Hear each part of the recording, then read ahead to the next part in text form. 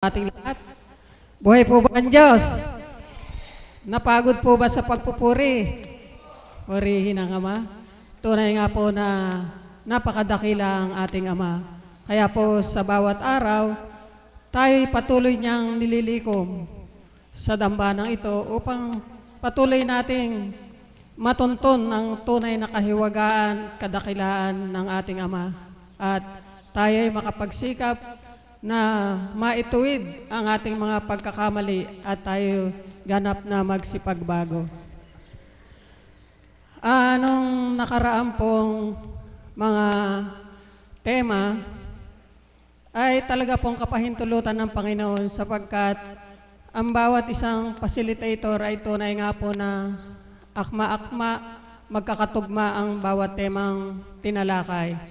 Kagaya po halimbawa ng konsensya. Ang konsensya daw po ay ito ay handog ng ating Ama. Mabuting konsensya sapagkat minsan iniisip natin na tayo ay hindi na maglilingkod o hindi na tutungo rito. Subalit, pag umira lang konsensya, tayo dagli-dagling gumagayak at tumutungo rito upang tayo makapaglingkod sa ating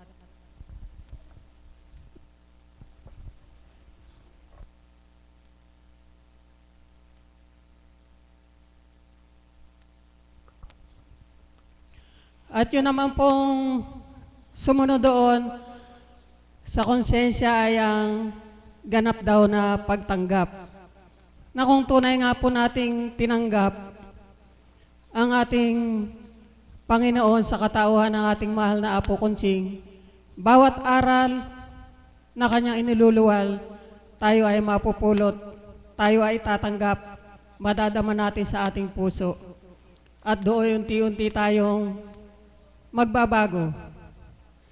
At sabi nga naman ng isa nating kapatid, ay magkaroon daw po ng malasakit. Na kung tunay nga po tayong tumanggap, magkakaroon tayo ng malasakit sa bawat isa. Hindi lamang sa ating mga kaanak, sa ating kapwa, tayo ay magkakaroon ng malasakit sapagkat tayo po ay tumanggap na sa Panginoon. At kahapon naman po, sabi po ng isa nating kapatid, ay ganap daw pong pagbabago. Kung mga ito po ay ating tinandaan at ito po ay ating sinundan, tayo po ay magsisipagbago na sapagkat napakabuti po ng Ama, napakadakila niya, sapagkat sa bawat araw, ang handog niya ay tunay na kaiinam. At sa umaga pong ito, ang atin naman pong tatalakayin ay ang paano ba tayo maging isang huwaran. At pagka po tayo ay natanggap na natin lahat, yung mga naunang tema ay magagawa po natin kung paano tayo maging isang huwaran. Pasensya na po at nangangati po yung lalamunan po. Ganyan po ako sa araw-araw eh. At para po sa panimula sa umagang ito, tinatawagan ko po ang ating Mami Beth para po sa ating tema. Palakpakan po natin ang buhay na Diyos.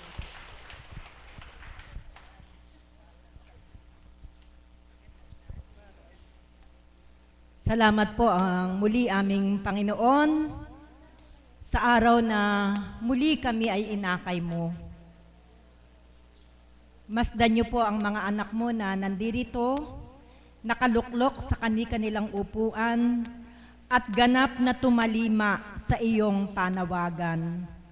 Salamat po Ama at hindi nila kayo binigo, kaya sila ay nagsumikap na makatugon sa panawagan mo.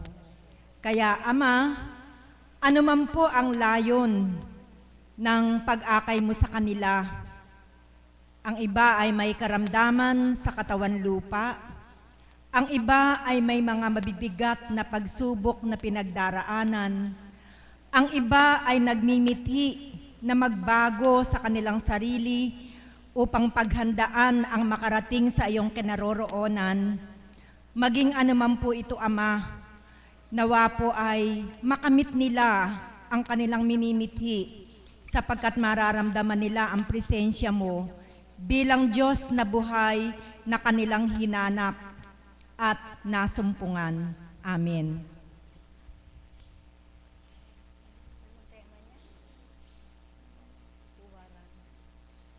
Okay. Medyo mabigat na po yung tema ng ating kapatid sapagkat sa maikling salita, ito po ay pagsasabuhay na. At kung ang mga turo ng banal na espiritu na ating pinakikinggan sa araw-araw ay atin ang maisasabuhay, tayo po ay magiging isang huwara na sa ating kapwa. Amen? At kapag tayo naging huwara na ng ating kapwa, dadami na po yung mga mabubuti sapagkat sila ay magsusumikap din na kung ano yung nakikita sa atin ay kanilang matularan. Kaya ang hamon po sa bawat isa sa atin, sa inyo na tinawagan ng Panginoon na makarating sa banal na lugar na ito, meron po siyang hamon. Anak, nawa yung mga aral na naririnig mo ay makita sa iyo sa pamamagitan ng iyong kilos at salita. Sapagkat hindi lamang po tayo magiging huwaran sa pamamagitan ng salita hindi po ba? Walang kwenta kung alam mo lang sabihin, pero hindi mo naman alam gawin. Kaya ang mas maganda at kalugod-lugod sa Ama, ang bawat araw-araw na tinatanggap natin, pumapasok sa ating puso, sa ating kaisipan, at ang kasunod na nito ay ang pagsasabuhay. Sandali lang po, medyo.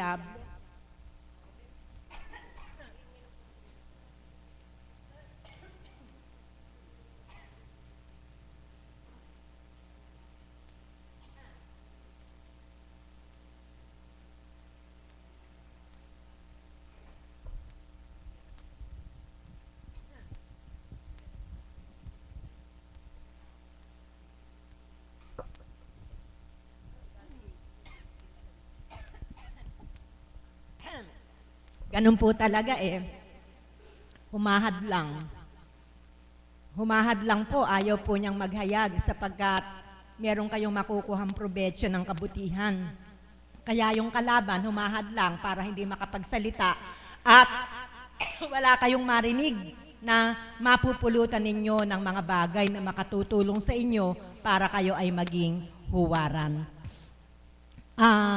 Yun nga po yung challenge ng Panginoon sa bawat isa sa atin, na magiging kalugod-lugod tayo sa Kanya kung tayo ay magiging huwaran sa ating kapwa. Kasi po nakakahiya, sa bahay na lang po natin, wag na po tayong lumayo. Sa bahay po natin, nanay, saan ka ba nagpupunta? Itatanong po, At yung mga nangingialam nating mga kapitbahay, tatanungin din tayo. Tatanungin din yung mga kapitbahay ninyo kasi may hiyang diretsahang magtanong sa inyo tatanungin sa kapitbahay, saan ba nagpupunta yung si Evelyn o si Evelyn? Sasabihin nung isang chismosa ding kapitbahay, naku, doon daw kay Apo Kunching. Bakit? Ano ba yung napapala nila at araw-araw nagpupunta sila doon? Yun na po, marami na pong mga katanungan. Nangyayari po ba sa inyo yan? Okay po, nangyayari po yan sapagkat marami nga po tayong mga kapitbahay na merong malaking question mark na bakit ba tuwing alas 11 makikita yung mga nakabihis at nag-aabang ng sasakyan at saan ba nagsisipunta yan? Kaya marami na pong mga katanungan sa kanila. Pagkatapos po, ang kasunod na po nun, yung panghuhusga sa ating mga ginagawa. Kung mabuti yung ginagawa mo, abay maganda ang mga salitang manggagaling sa kanila, ay masarap palang magpunta doon. Kasi itong si Evelyn dating chismosa ngayon hindi na. Itong si Evelyn dati mapanira, ngayon hindi na. Itong si Evelyn dati mapanghusga, ngayon hindi na. Subukan ko ngang magpunta rin ako sa lugar na yon. Sa makatuwid, naging huwaran si Evelyn sa kanyang kapwa, kaya yung kanyang mga kapitbahay, na-challenge din sila na makarating sa banal na lugar na ito upang yung nakikita sa'yo ay maganap din sa kanila. Subalit, kung ang nakikita taliwas, naku, ano ba naman yun, sinasabing nakikinig ng aral mula sa Biblia, bakit walang pinagbabago? Sino po ang maaakay ninyo? Paano po kayo makakapag-akay? Mahirap pong mag-akay, ano? Kaya kailangan po tayo ay maging huwaran sa ating kapwa. Natatandaan ko po pagka ako'y nagmimisa, sinasabi po ng pare sa bandang huli na magsihayo kayo. Hindi po ba? Magsihayo daw po tayo at maging mabisa ring tagapagpalaganap ng salita ng Diyos. Hindi po ba yun ang sinasabi ng pare? Mga kapatid, alam niyo po, sa pagpapalaganap ng aral ng Panginoon, hindi naman po kailangang maging magaling kang magsalita Hindi naman po requirement yung magaling kang magsalita sa harap ng maraming tao. Meron pong mas mabisa doon. At ano po yung mas mabisa? Hindi ka man magsalita, ay nakikita naman sa iyong gawa. Palakpakan po natin ang ating Panginoon. Kaya mga kapatid, yan po yung isang napakalaking hamon sa atin upang hindi tayo husgahan ng hindi maganda ng ating kapwa. Ikaw, nakikita kang araw-araw ay nandirito, dapat merong makitang pagbabago dun sa ugali mo. Na yung dati mong ugali, unti-unting nababago sapagkat sumusulpot yung ugali na kalugod-lugod sa ating Panginoon. Ano po ba ang sabi ng ating Panginoon nang tayo ay lalangin? Hindi po ba sa paglalang sa atin, ang nasa po ng Panginoon ay maging kawangis natin siya? Amen? Isa po iyang napakalaking challenge sa bawat isa sa atin. Ang nais po ng ating Panginoon ay maging huwaran natin siya sa ating kilos at gawa. Kaya kung hindi po tayo nakakatupad, hindi po malulugod ang Panginoon sa atin. Kayo nga po tayo nga po uma-attend na po tayo ng gawaing ganito, na ang gawaing pinupuntahan natin ay nakatutulong upang tayo ay magbago. Amen? May nabago na po ba? May nababago na po ba sa pagtungo natin dito? Yun po ang ine-expect ng ating Panginoon sa atin. Yun po yung challenge niya. Araw-araw, marami na pong nagpupunta dito ng regular Ayan sila kapatid, mga regular na pong nagpupunta dito sila kapatid. Ibig sabihin, meron na ring sakripisyo. Amen? Ano po yung sakripisyo? Yung oras na dapat sana'y nandun tayo sa bahay natin, ginagampanan natin yung ating mga gawain bilang nanay, bilang anak. Subalit, pinipili natin na makarating sa banal na lugar na ito sapagkat meron tayong nilalayon sa ating sarili. Ano po ang nilalayo natin? Sa bawat gawa po natin, na kung ito'y mabuti, lagi po tayong merong objective Meron tayong layunin. Bakit ko ba ginagawa ito? At palagay ko po, isa lamang po ang layunin ng bawat isa sa atin. Ano po ang layunin ng bawat isa sa atin? Na kung tayo'y mabawian ng buhay, doon tayo patutungo sa kinaroroonan ng Ama. Amen? Sapagkat ano ang magiging saysay ng buhay natin? Inuubos natin araw-araw, subalit wala tayong preparasyong ginagawa para makarating tayo sa kanyang kaharian. Mga kapatid, magaganap lamang ito sa ating buhay kung patuloy tayong tatanggap ng aral ng ating Panginoon at ang mga aral na ito ay pagsumikapan nating ating maisabuhay upang tayo ay maging huwaran sa ating kapwa. Sapagkat kung hindi ganun ang magaganap, tahasan ko pong sasabihin, nag-aaksaya lamang tayo ng oras. Doon na lamang tayo sa bahay natin, maglaba, magluto, magligpit, mayroon pang benepisyong matatamo ang ating mga kasama sa bahay.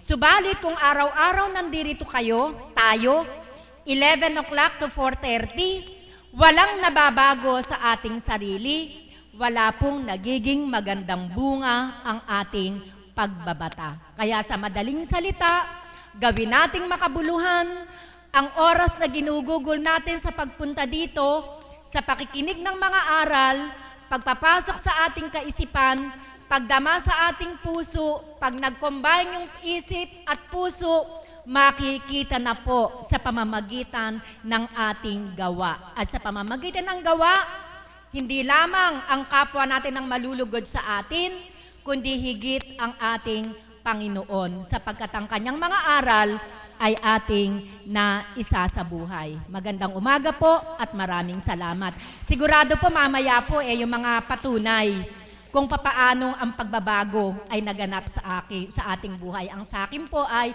mapalawak lamang ang tema upang habang kayo nakikinig, kayo ay mag-isip-isip, kayo ay magnilay kung ano nga ba ang gampanin ninyo bilang isang modelo, bilang isang magandang halimbawa ng tumanggap ng aral ng ating Panginoon. Salamat po. Maraming salamat po, Tita Beth.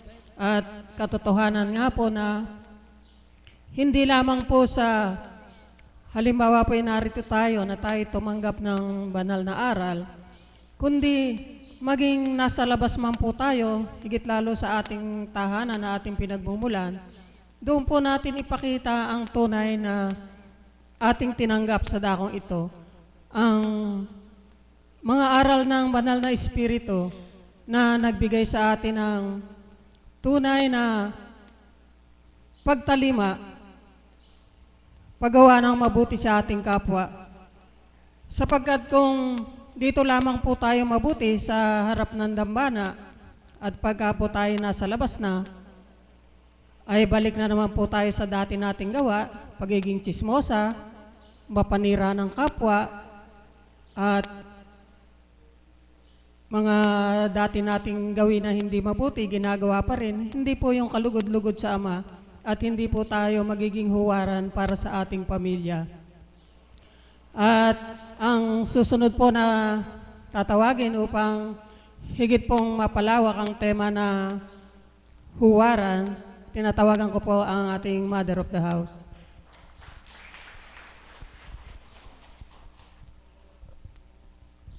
Salamat po, Ama. Sa araw na ito ay ipinagkaloob mong muli na makapaghayag ng mga mabubuting gawa na mula sa iyo sa pamamagitan ng inyong kinalugdan ng aming mahal na Apo Conching na sa amin ay binahagi mo. Amen. Buhay po ba ang Diyos? Purihin, dakilan ng ating Panginoon. Kukunti po tayo, ano po? Subalit, doon po, binaybay ni kapatid na Pearl mula nung nakaraang Saturday, Monday, tapos Tuesday, Wednesday po ngayon, yung mga tema, at ito na po yung produkto. Doon sa mga ibinigay ng mga tema ng mga kapatid nating nauna, nung una, ito na po yung produkto. Paano ka magiging huwaran ng kapwa mo? Buhay po ba ang Diyos? Mahirap ito. Sapagkat sabi nga ni Mami, modelo, idolo, salamin. Yun po yung talagang ito ay mahirap gawin at hindi ko rin masasabi sa inyo na pwede nyo ako maging huwaran. Subalit ito ay may kanya-kanyang segment ba yun? Ang gulo na minsan sasabihin natin na, ay, ang tatag niya, no? Sarap gayahin sa katatagan. Ganun po. Ay, ang lakas niya, no? Sarap gayahin sa kalakasan.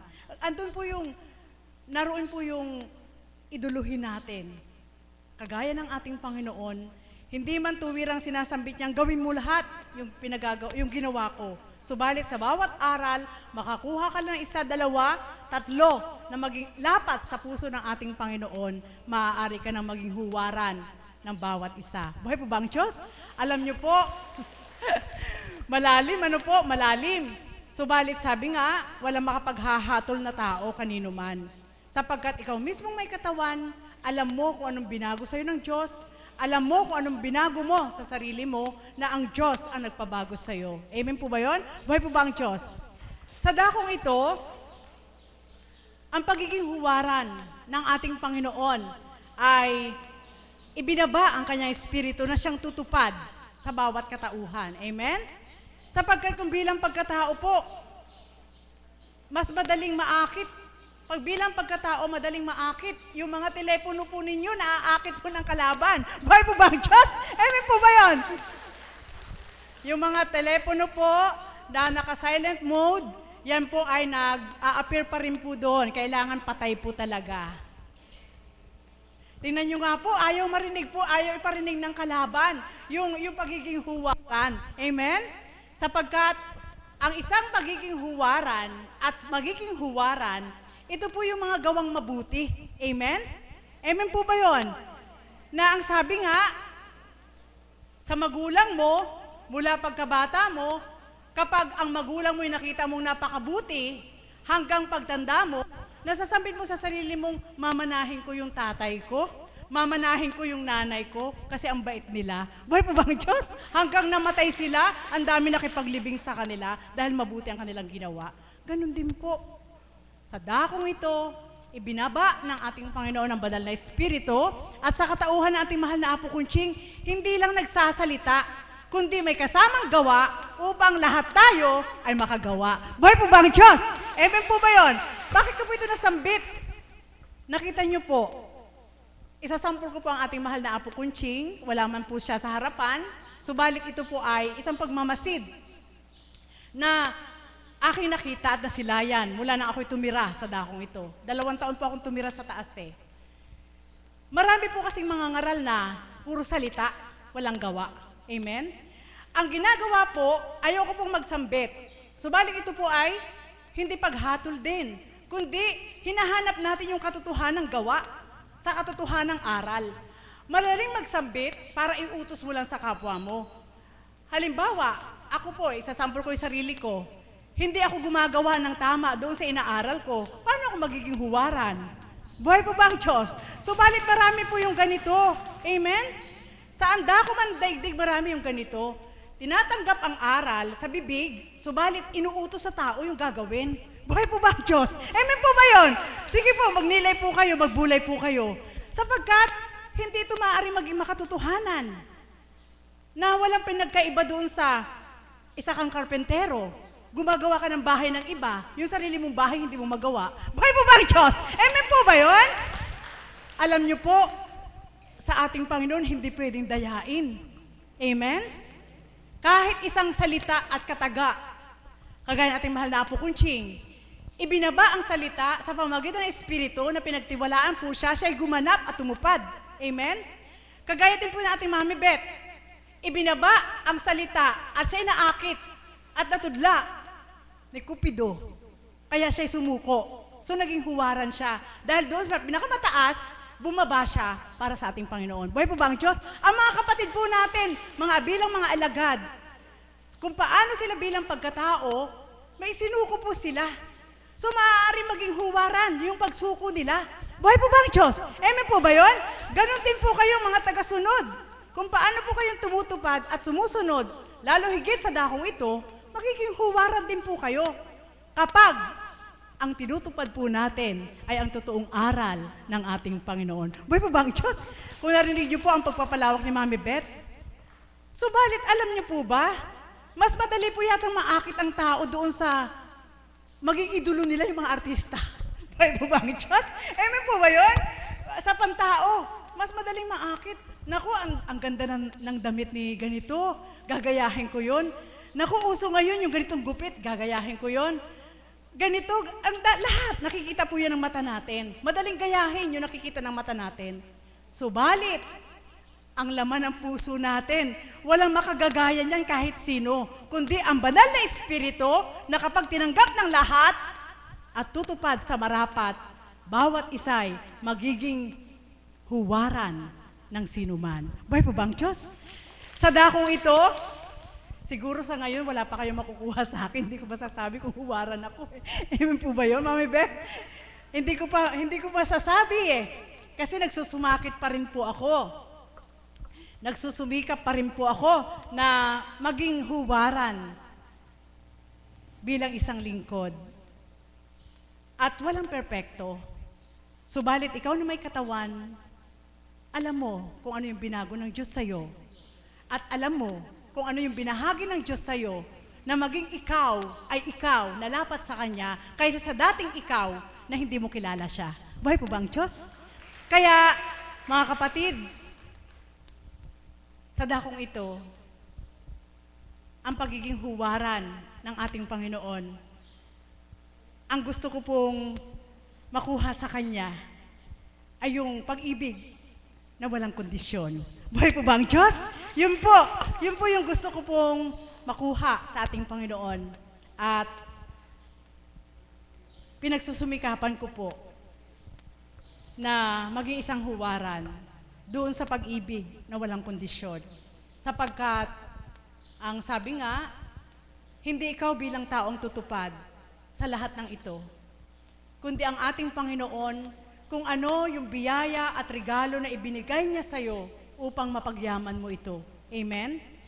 At ang bawat aral, ang bawat katangian ng ating Panginoon, kung ang bawat isa ay kukuha, hindi man lahat, sigurado ang lahat ng katangian ng ating Panginoon, kung yun ay maididistribute po sa bawat isang nilalang, maraming tutupad at gaganap sa mabuti. Buhay po ba ang Diyos? Gaya ng sinabi ating Mami Beth, kung ang lahat ay magiging huwaran, wala nang masama. Buhay po ba ang Diyos? Amen po ba yun? Subalit, hindi po magaganap yun eh. Hindi. Sapagkat ang mundo ay nilikha na dalawa. Isang negative at isang positive. Amen? Sapagkat kung puro positive, ay sigurado, pag lahat halimbawa, puro mayaman, wala na magpapaalipin. At kung lahat naman ay mahirap, walang asenso. Amen? Kaya balanse po yan. Balanse. So, sa aking pagninilay po, yung katangian ng ating Panginoon ay ibinababa niya araw-araw, hindi para lang ibigay sa isang tao. Buhay po ba ang Diyos? Kundi lahat ay makahuhugot ng katangian na yon, at kapag nakatupad ng mabuti, magiging huwara ng bawat isa. Buhay po ba ang Diyos? Makakapili ka. Naalala ko yung sabi ni Mami Beth, kailangan i-master mo muna yung isa. Yung isang ugali, katangian ng ating Panginoon na mahuhugot mo. Kung yun ay magiging master mo, may ma-master mo sa sarili mo, madali lang gawin. At hindi mo yun magagawa bilang tao, kundi ang Espiritu din na magbabahagi sa'yo. Buhay po ba ang Diyos? Mga kapatid, alam niyo po, ito po yung iwanan ko po sa inyo.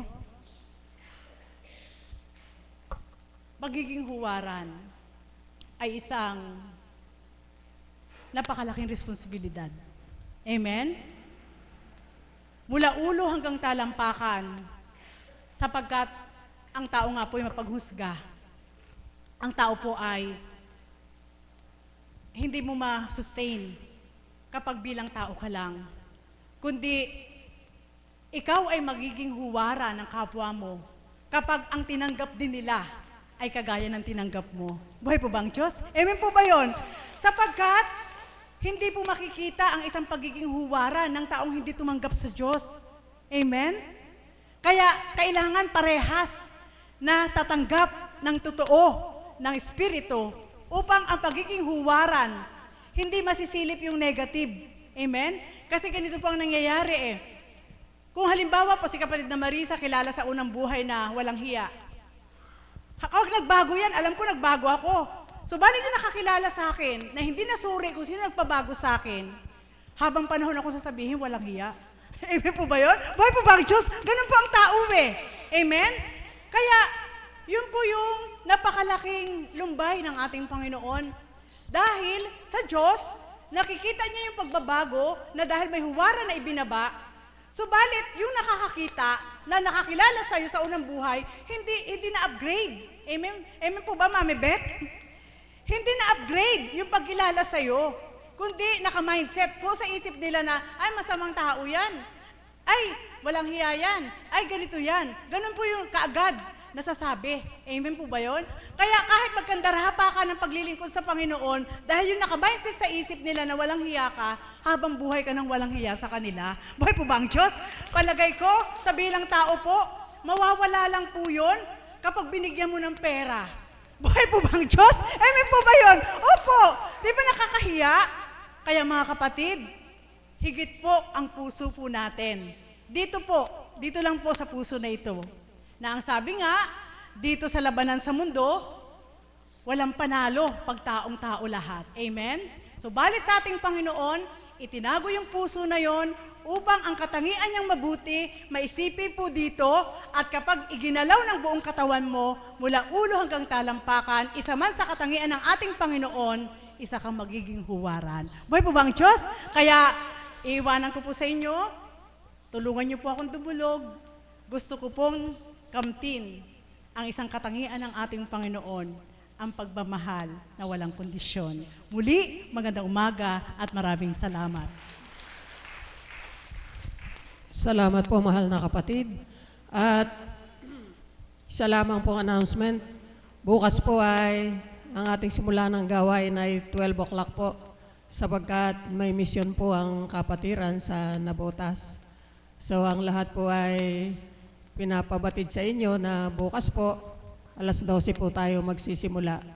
At para po mawala naman ang antok ng ating mga kapatid, tinatawagan ko po ang kapatid ang anak ng kapatid ng ating CAPS upang mag-alay ng awitin. Tinatawagan ko si kapatid na Janine. Palakpakan po natin ang buhay na Diyos.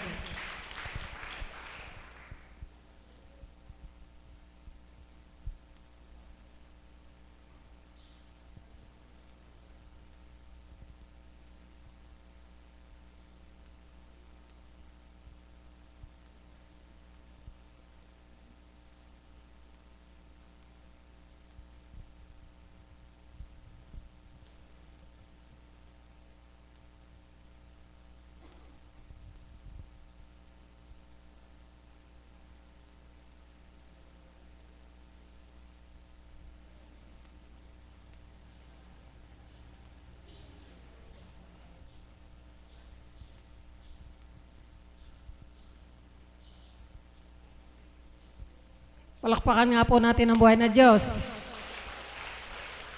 Salamat po.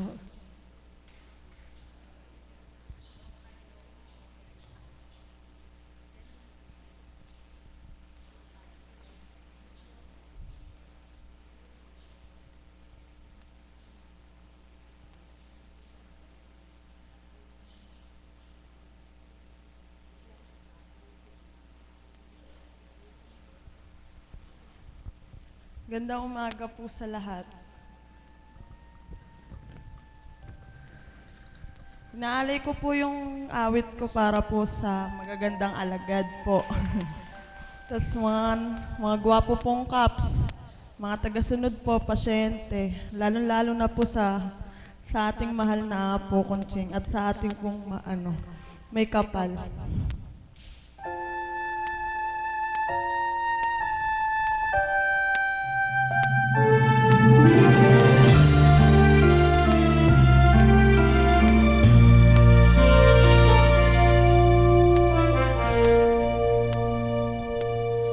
Kalungkutang bumabalot sa aking kalooban, kahirap, kay bigat ng nararamdaman. Paano kaya ito malalagpasan? May bukas pa kaya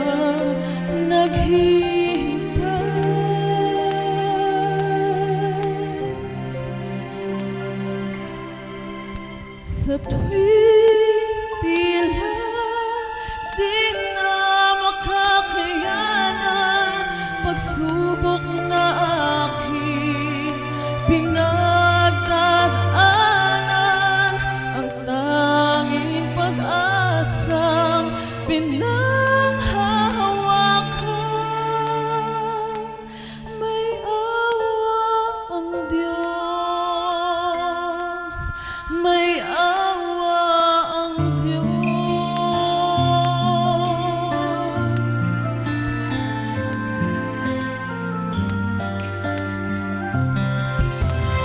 yakap sa bawat gabing dumadaan, pagtitiwala sa magagawa ng may kapal, umaasang suliranin malulunasan,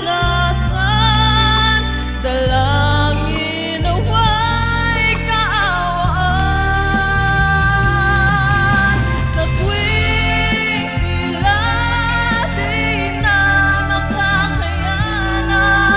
pagsubok na aking pinag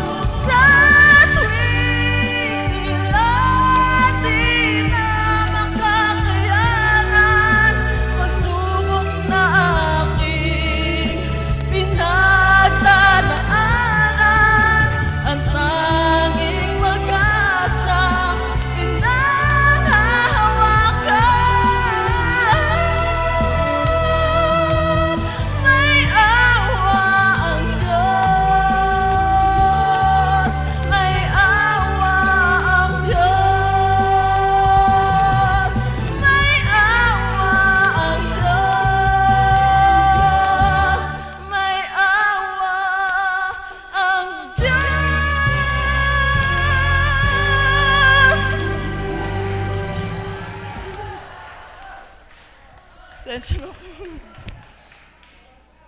Sapa po. Alam.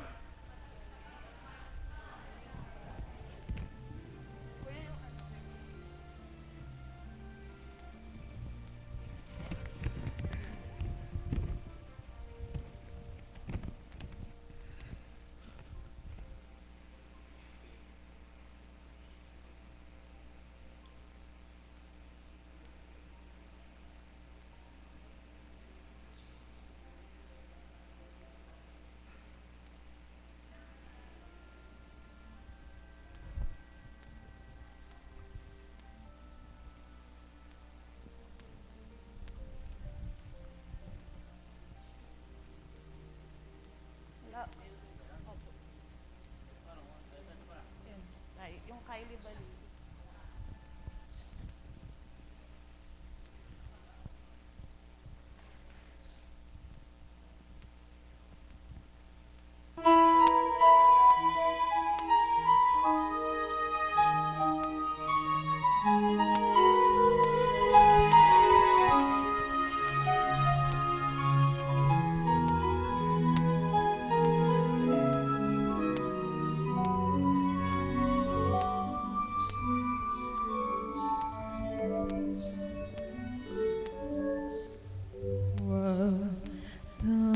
Damdamin ang kasawian,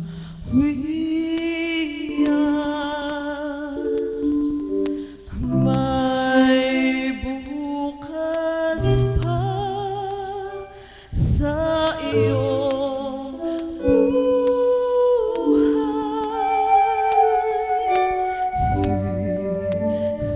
Sikat din ang iyong araw,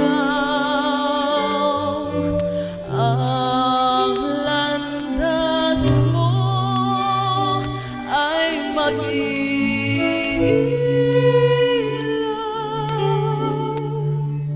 Sa digdig ang buhay ay ganyan, mayroong ligaya at lumbay, maghintay at may nakalaang bukas.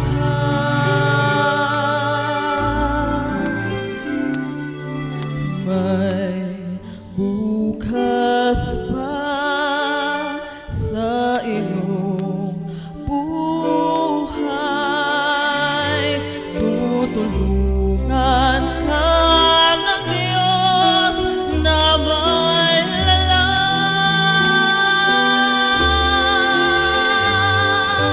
Ang iyong pagdaramdam, idalangin mo sa may kapal na sa puso mo ay mawala ng lubusan.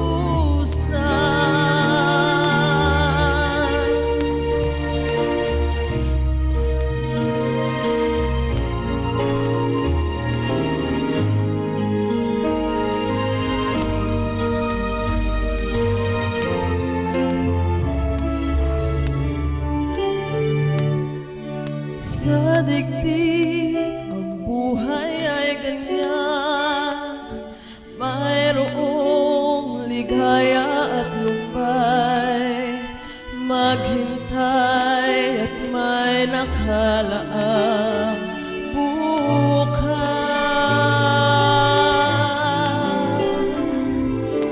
May bukas pa sa iyong buhay,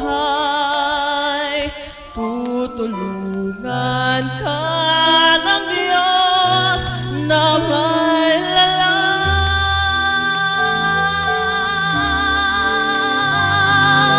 Ang iyong pagdaramdam, idalangin mo sa may kapal na sa puso mo ay mawala ng lubusan.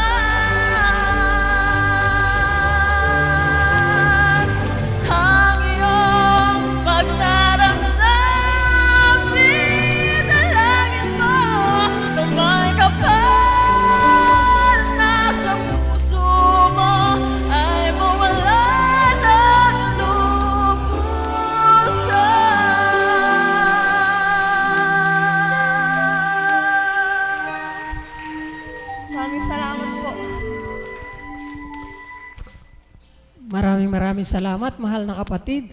At tunay nga pong kaibuti ng Diyos.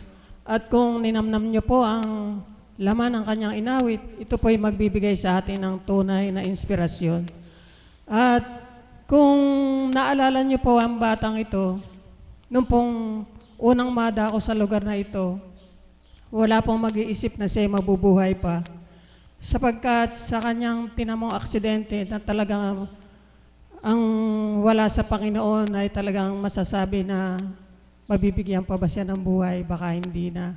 At ang Ama po ay talagang dakila at napakamakapangyarihan.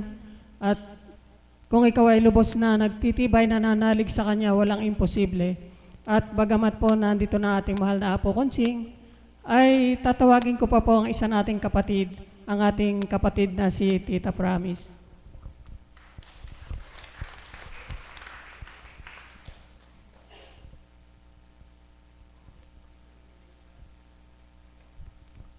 Magandang umaga po sa lahat.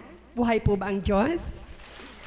Palakpakan nga po natin ng isang malakas ang Panginoon. Buhay ang Diyos. Napakabuti niya, napakamasurpresa niya, mapagmahal siya, maunawain siya. Ang lahat na ng katangian ay nasa Kanya. Ano pa nga ba ang hahanapin natin upang hindi maging mabuting huwaran siya? Palakpakan po natin ang buhay na Diyos. Marami na pong kapahayagan ang sinabi ng ating Mami Beth, ng ating Mother of the House, si Mami Maris. At ano pa po bang hinahanap natin upang tayo ay isang maging magandang huwaran? Alam niyo po mga kapatid, hindi ko po hahabaan sapagkat andito na ang mahal na Apo Kunching. Para po sa akin, upang maging kang isang mabuting huwaran, ito po ay masasalamin sa ating gawa, sa ating salita, at kung paano natin itong gagawin at ipadadama sa ating kapwa. Amen po ba doon? Palakpakan nga po natin malakas ang buhay na Diyos. Salamat po. Tandaan po natin, upang isang maging mabuting huwaran o isang maging huwaran, dapat po pala ang ating sasabihin, lalo na sa pagtindig sa gitnang ito, kailangan po mag-manifest sa ating pagkatao. Amen po ba doon? Amen po ba doon? Amen po ba doon? Palakpakan po natin ang buhay na Diyos. Opo, sapagkat kagaya po kahapon, ang atin pong naging tema ay pagbabago at marami pong tumitindig sa harap. At maski hindi po ang tumitindig, kahit po kayong mga tagasunod at pasyente ay may nanakadama na, ay nagsasabing, ako ay binago na. Amen po ba doon?